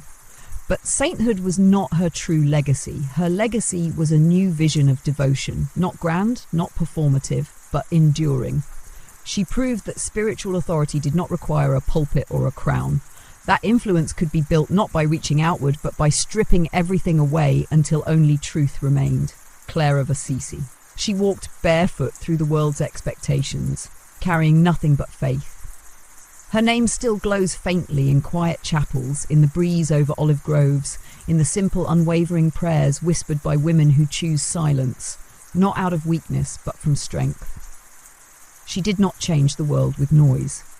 She changed it by stepping away from it, and in that step left behind a path that others would follow for centuries. The night deepens into velvet, and we move now with slow reverence across the green folds of England to towers of stone and bell-laced cloisters, where the air smells of candle wax, parchment, and the quiet breath of books. This is not the realm of royalty or battlefield, but a place where words are prayers and prayers are acts of endurance. Here lived a woman whose name might not stir the memory of kings, but whose words have flowed like a stream beneath the landscape of English devotion for centuries. Her name was Marjorie Kempe, and in her we find contradiction, courage, and a voice that dared to speak from within the confines of silence. She was born around 1373 in Bishop's Lynn, now King's Lynn, a prosperous town in Norfolk. Her father, John Brunham, was a respected merchant and 5-time mayor, a man of influence. Marjorie grew up with wealth and privilege, familiar with fine fabrics, sharp business, and the rhythms of civic life. She was married at 20 to a man named John Kempe. Together they had 14 children. For many, this would have been a full life. But Marjorie's path veered into a different kind of fullness, one filled not with comfort, but with chaos and vision. Shortly after the birth of her first child, Marjorie suffered what we would now call postpartum psychosis. She was tormented by hallucinations and despair, reportedly restrained by her family for her own safety. For months, she hovered on the edge of mental collapse, and then, she said, Christ appeared to her. He sat at her bedside in a shining light, spoke to her gently, and forgave her. From that moment, her life began to shift, not toward calm, but toward calling. She tried to live as a saint might. She fasted, she prayed. She struggled to abandon the pleasures of the world. And then she claimed a direct, conversational relationship with the divine. God, she said, spoke to her in English, plainly, intimately, like a friend. She wept openly in church, wailed at the sight of suffering, burst into tears at hearing the Passion read aloud. These fits of holy sorrow, known as boistus weepingis in her own words, disturbed priests and parishioners alike. Many thought her mad, a show-off, a fraud. She was arrested multiple times. She was threatened with imprisonment, excommunication, even death. She travelled through England and beyond, to Canterbury, to York, to Assisi, to Rome, to the Holy Land, barefoot at times, poor, ridiculed, and unrepentant. She was not a nun. She was not a recluse. She wore white, claimed chastity, and lived as a mystic while still married. She demanded space where none was given. She inserted herself into spaces reserved for men, into theological debate, public prayer, and spiritual authority. And yet, what makes Marjorie most extraordinary is not her defiance alone, but her voice. Sometime in her later years, she began dictating her life story to a priest and later to a scribe. She could not read or write herself, but she remembered. The result was the Book of Marjorie Kempe, considered the first autobiography in English. It is a sprawling, chaotic, brilliant document. She refers to herself in the third person, this creature, as if narrating her life from a distance, caught between humility and self-awareness. Her book is a record of visions, travels, trials and tears. It is both mystical and mundane. She writes of Christ holding her hand, of devils tormenting her, of bread and fish, dust and sandals, dreams and doctrine. She was dismissed by many in her lifetime, misunderstood. But her book endures because it is unlike anything else from the medieval world. It is not smooth or refined. It is raw, fractured, human. And in that humanity, it sings. Marjorie's piety was embodied. She wept, she bled, she sang, she shouted. Her faith was not confined to quiet contemplation. It was public, noisy, inconvenient. And for a woman in her time, a laywoman, married, illiterate, to claim divine intimacy so openly was nearly unthinkable. But she thought it, and she said it, and now, more than 6 centuries later, we still hear her. The Book of Marjorie Kempe was lost for centuries, rediscovered only in the 20th century in a dusty cupboard in a private home. Since then, it has become a vital part of English literary and spiritual history, a document that reveals not only a mystic, but a medieval woman asserting her story in a world determined to write over it. Marjorie Kempe, she was not a queen, not a saint canonized by Rome, not a scholar cloistered in parchment. She was a wife, a mother, a wanderer, a visionary. She reminds us that faith does not always look like peace. Sometimes it looks like noise, like shaking, like weeping in the back of a church when the world tells you to sit still. Her life was not easy. Her voice was not soft. But in that voice, flawed, fervent, full of longing, we find a kind of holiness that does not hide behind perfection. A holiness that weeps, stumbles, insists, and lives. The world now narrows to candlelit corners and cold stone stairwells, and our path winds toward a woman born into silence, but destined to break it.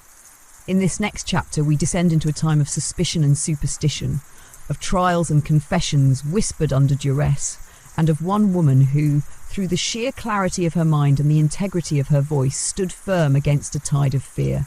Her name was Christine de la Visitation.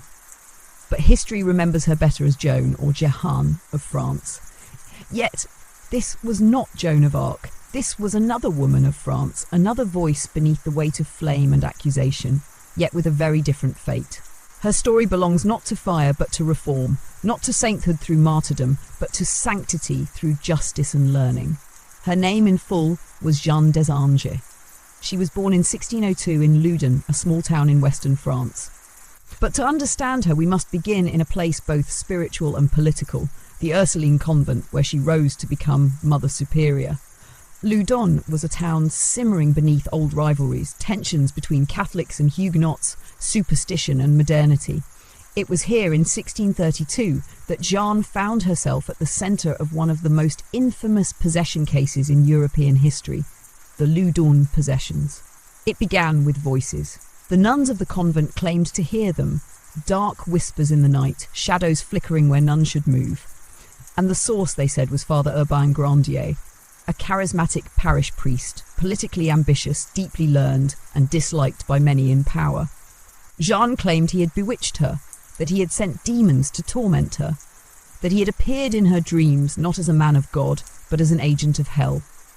Soon, other nuns echoed her claims. Public exorcisms were held, crowds gathered in town squares, the air thickened with fear. Grandier was arrested, tortured, tried, and in 1634 he was burned at the stake for witchcraft, the flames rising not just from wood, but from fear, politics, and perhaps from guilt. But Jean's story did not end there. After Grandier's death, the so-called possessions did not stop.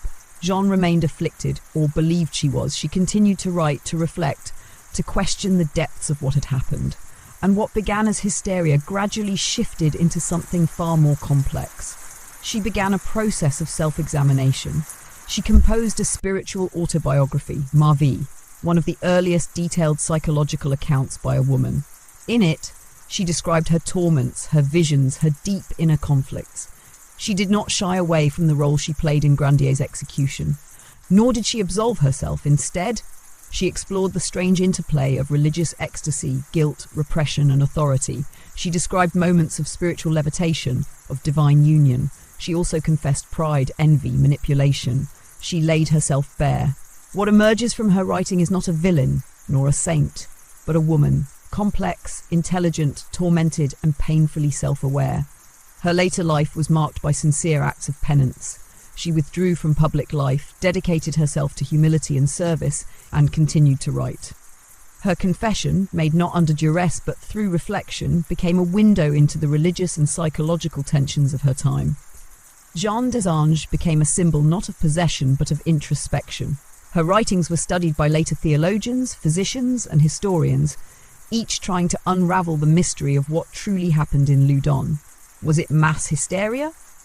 Political theatre? A tragic expression of female repression within the rigid confines of religious life? Or was it perhaps all of these, interwoven in the life of one extraordinary woman? She died in 1665, no longer a figure of spectacle, but of contemplation. Today, Jeanne's legacy lies not in canon or curse, but in the grey spaces of the human soul. Her life reminds us that sanctity is sometimes born not from perfection, but from reckoning. That voices, whether divine or imagined, real or feared, leave marks, and that some of the bravest acts are not public declarations, but private admissions. Jeanne d'Arc, she lived in a time when women were rarely allowed to speak, and yet her voice, recorded in ink and anguish, speaks still. Not to condemn, not to justify, but to reveal. And in that revealing, there is truth. The winds shift once again, carrying us eastward, into the vaulted spires and cobbled streets of Krakow, where flickering torches once lit the faces of scholars and sovereigns. Here, in the heart of medieval Poland, we find a woman who held not merely a crown, but the very spine of a divided realm in her steady, resolute hands. She was called Jadwiga. And though crowned a king, she reigned with the gentleness of a queen. She was born in 1373 or 1374, the youngest daughter of Louis I of Hungary and Elizabeth of Bosnia. From the moment of her birth, she was never expected to rule.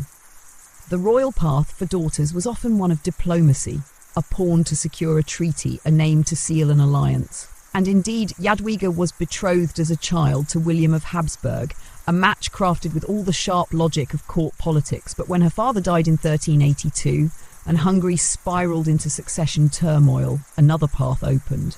Poland, whose nobility had shared allegiance with Hungary, found itself without a clear ruler, and so, with care and calculation, they turned not to a prince, but to a girl.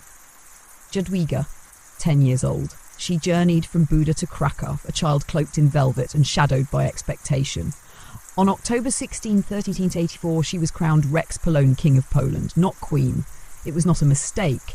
The title deliberately masculine, reflected the full sovereign authority she was granted, not the consort of a ruler, but the ruler herself.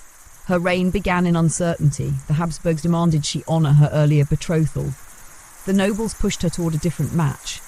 And at the heart of this delicate storm stood a girl, graceful, intelligent, and remarkably aware of the weight of her crown.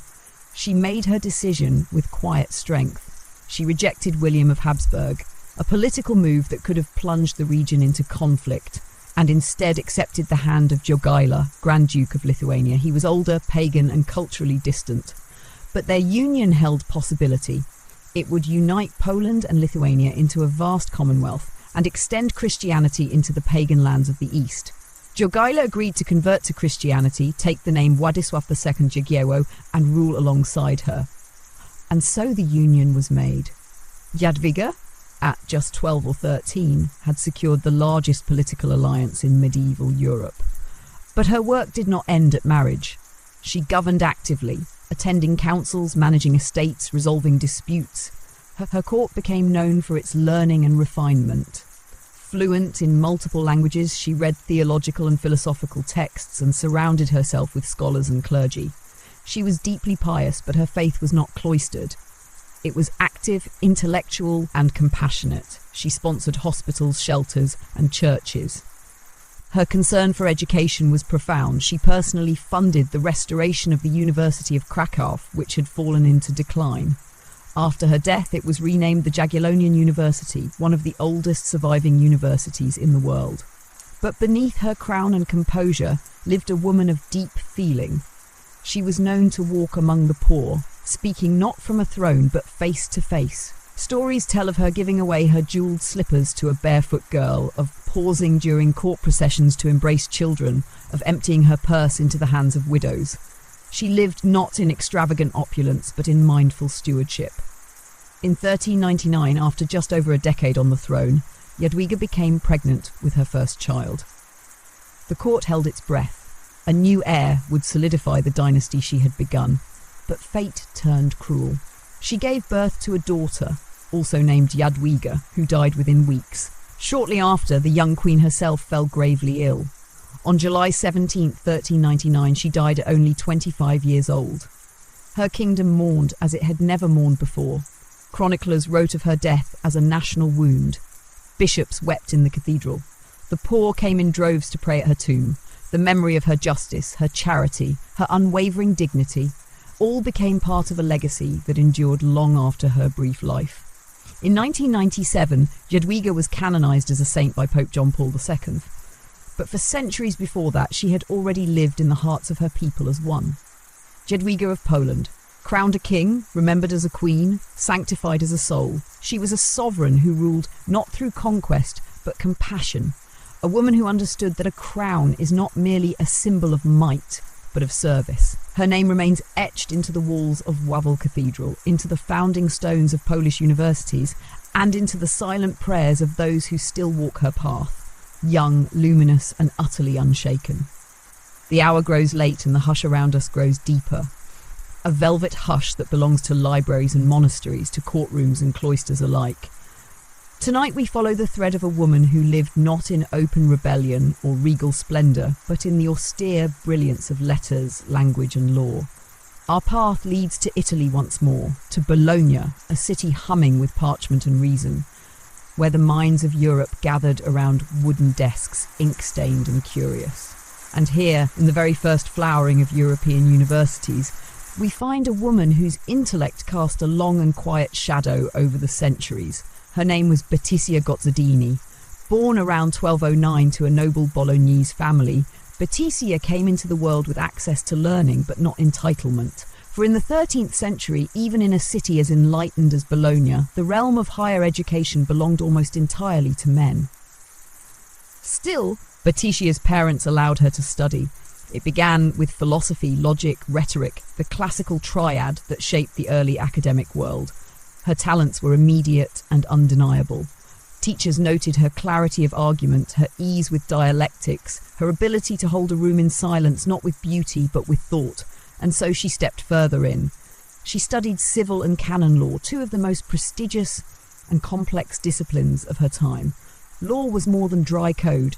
It was theology, politics, and power all woven into a single fabric. To master it meant understanding the shape of the world. By her 20s, Betticia had done what no woman in Europe had done before. She earned the right to teach law at the University of Bologna.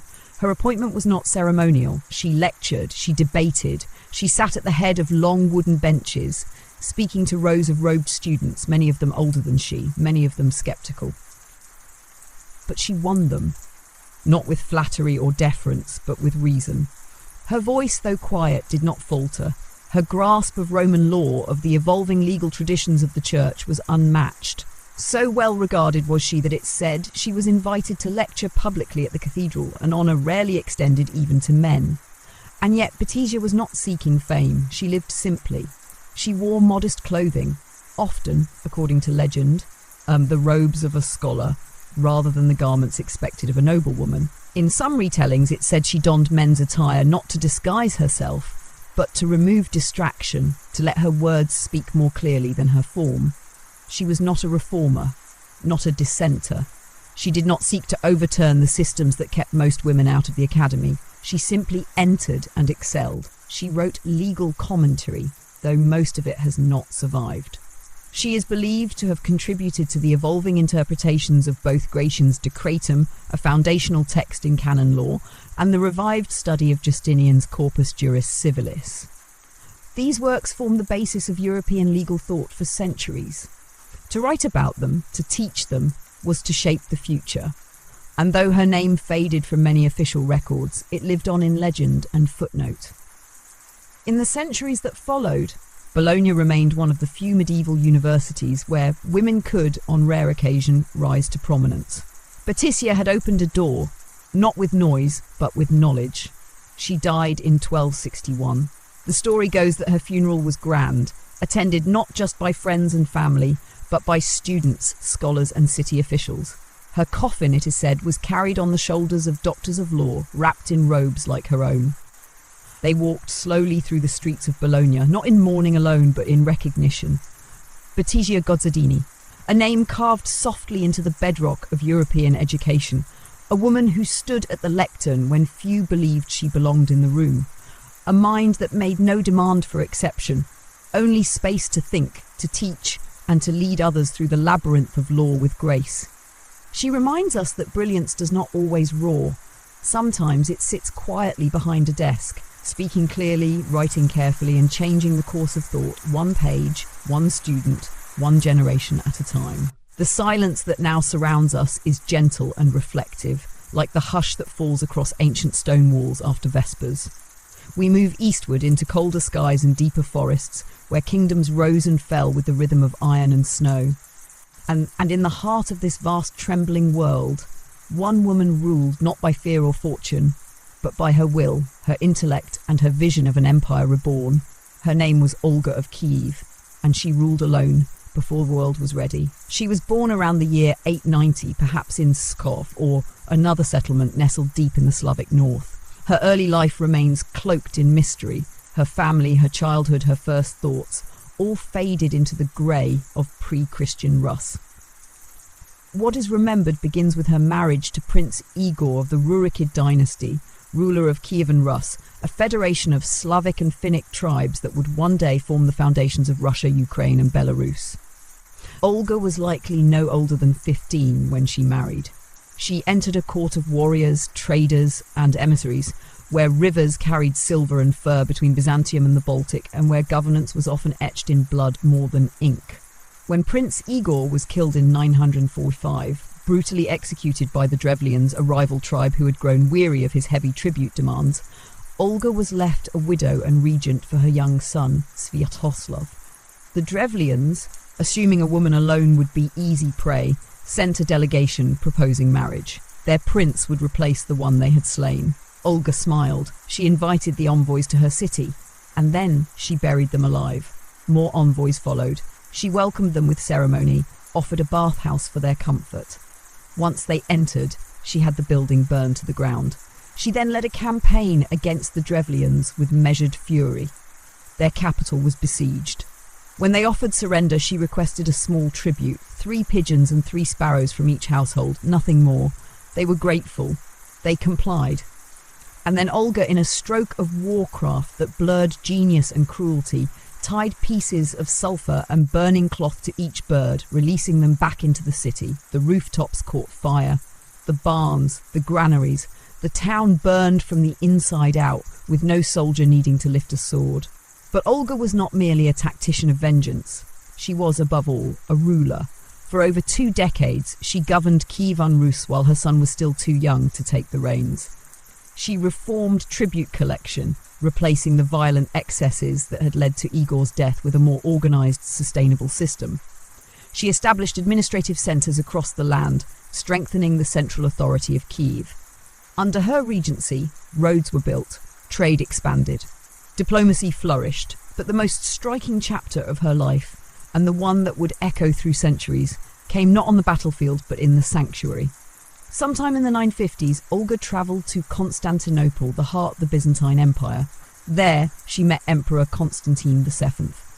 By his own account, he was struck by her presence, her grace, her seriousness, her intellect. More than a barbarian princess, she was a sovereign, a thinker. It was in Constantinople that Olga accepted baptism into Christianity, taking the name Helena.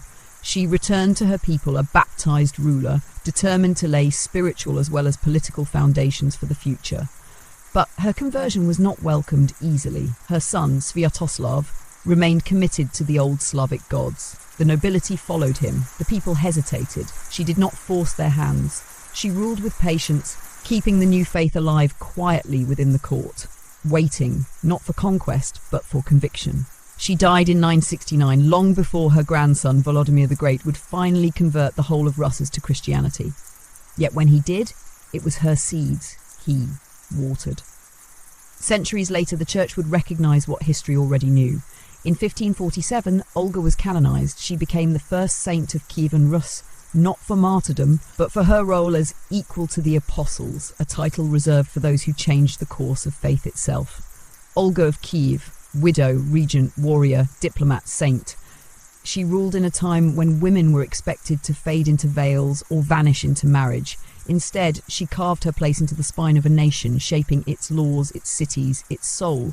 She reminds us that legacy is not always loud.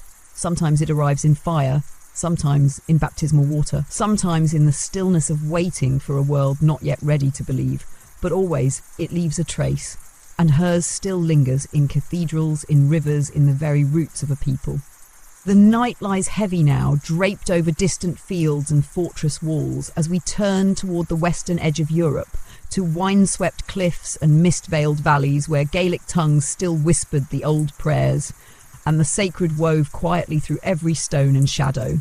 It is here, in the rain-soft hills of 12th century Wales, that we find a woman of mystery and strength. A healer, a patron, a saint whose story walks the line between miracle and myth. She is known as Gwenllian, though in some tales she is saint and in others warrior. But tonight we speak not of Gwenllian Fyrch Gruffydd, the warrior princess of Welsh rebellion, but of Saint Gwenfrwy, remembered across the centuries as Wynfride of Wales.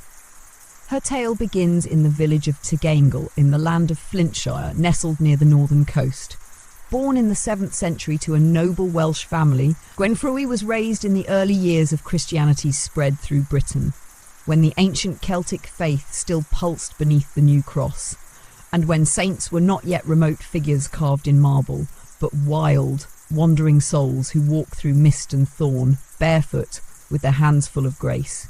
Her uncle was Bono, a monk and miracle worker whose presence lit fires of faith wherever he preached. Under his guidance, Gwenfrwy committed herself to a spiritual life, not as a whim, but with a fervour that caught the attention of everyone around her. And then, as with many women in these stories, came the test. A local prince named Caradog, struck by Gwenfrwy's beauty and perhaps even more by her devotion, demanded her hand. She refused, calmly, clearly. She had made her vow, not to a man, but to a calling. Enraged, Caradog pursued her as she fled to the church where Bono prayed. At the threshold of the sanctuary he caught her, and with one swing of his sword he struck off her head. The earth held its breath. Where her head fell, the story tells us, a spring burst forth from the ground, clear, cold, and eternal. Her uncle Buno, arriving moments later, lifted her body and prayed over it with trembling lips, and Gwenfrui, by the grace of God, was made whole again. She rose, healed, reborn, and more resolute than ever. From that day forward, her life became a pilgrimage in itself. She entered monastic life, eventually becoming abbess of a double monastery at Gwytherin, leading both men and women in spiritual devotion. Her leadership was marked not by severity, but by quiet authority. She healed, taught, and cultivated a sanctuary of peace in a land often fractured by war. When she died, the memory of her miracle did not die with her.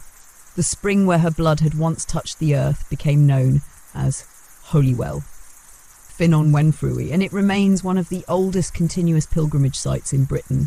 For centuries, pilgrims have travelled there seeking healing, forgiveness, strength, kings and commoners alike. The sick have bathed in its waters, the faithful have wept there, and children have been baptised in its chill embrace.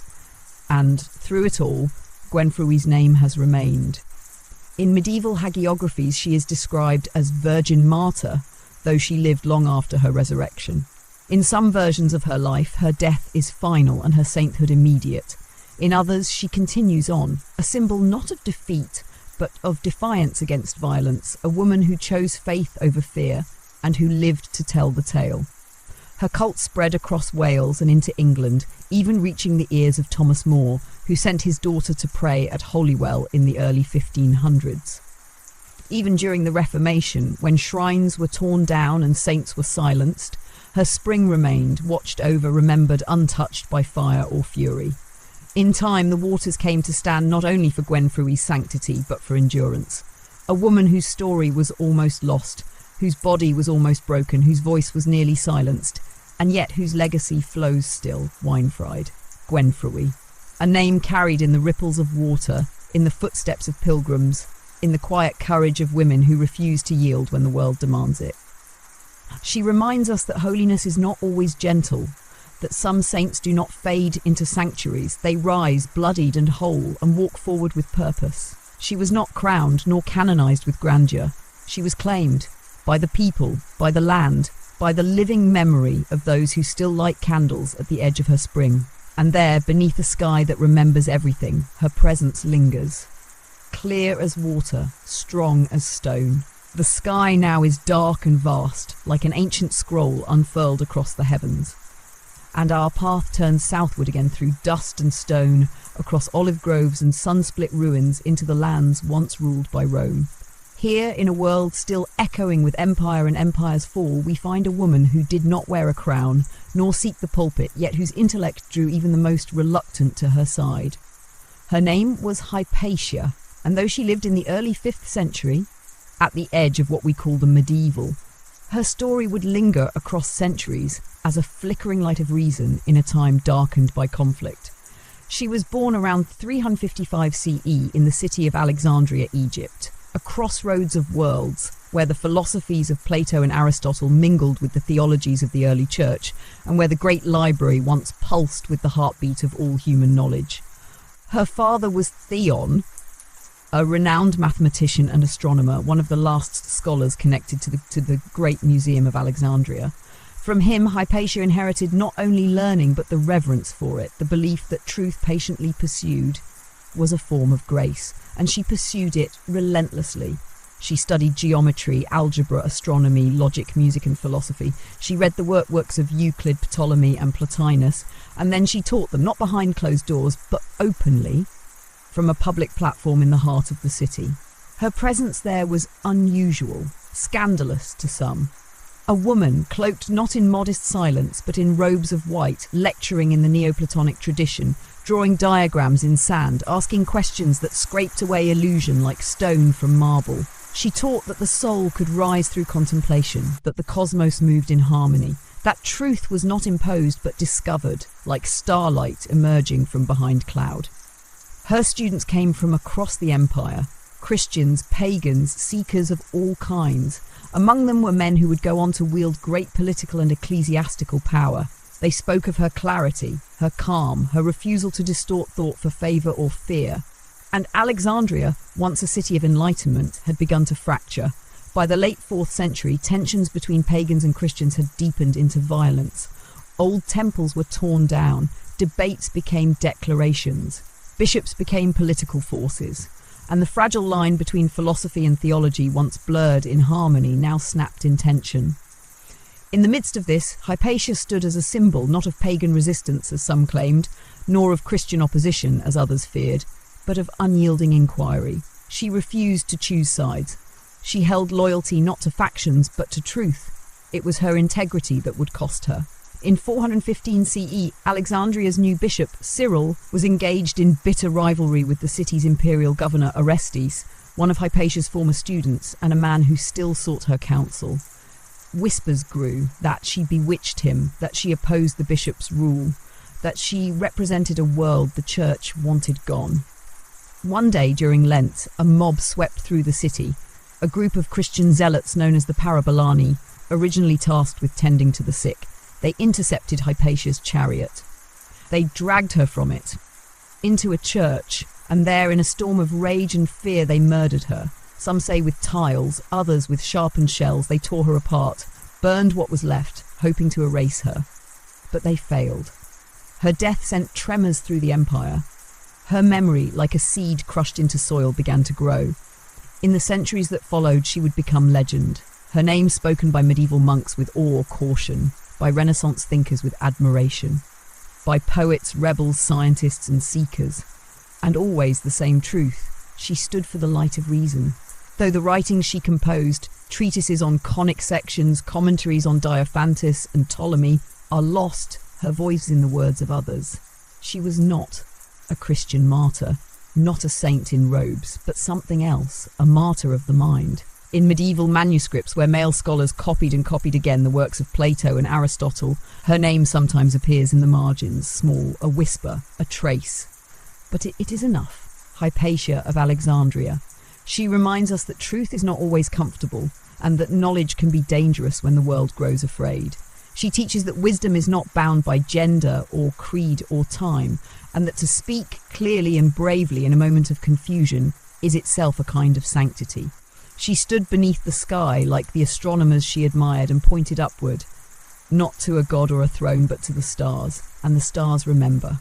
The quiet now feels ancient, like the hush of a chapel after the last hymn has faded, or the long stillness between the turning of centuries. And as we near the end of our journey, we travel west again, across the narrow seas to the mist-wrapped shores of Ireland, where faith was inked into stone and song, and where stories drifted like smoke from hearths lit by memory. It is there, in the heart of the early medieval world, that we find a woman whose name gleams faintly in the folds of monastic lore. She was no queen, no warrior. She was a scribe, an abbess, and a keeper of learning. Her name was Saint Ita of Kilidi. Some called her the foster mother of the saints of Ireland. She was born around the year 480 in County Waterford, though at that time the counties we know today did not yet exist. Ireland was a patchwork of kingdoms, ruled by chieftains and bound by custom, myth, and the rising tide of Christianity, newly brought by St. Patrick and taking root in soil once sacred to the Druids. Ita was born into nobility, raised in a family that expected her to marry well and secure alliances.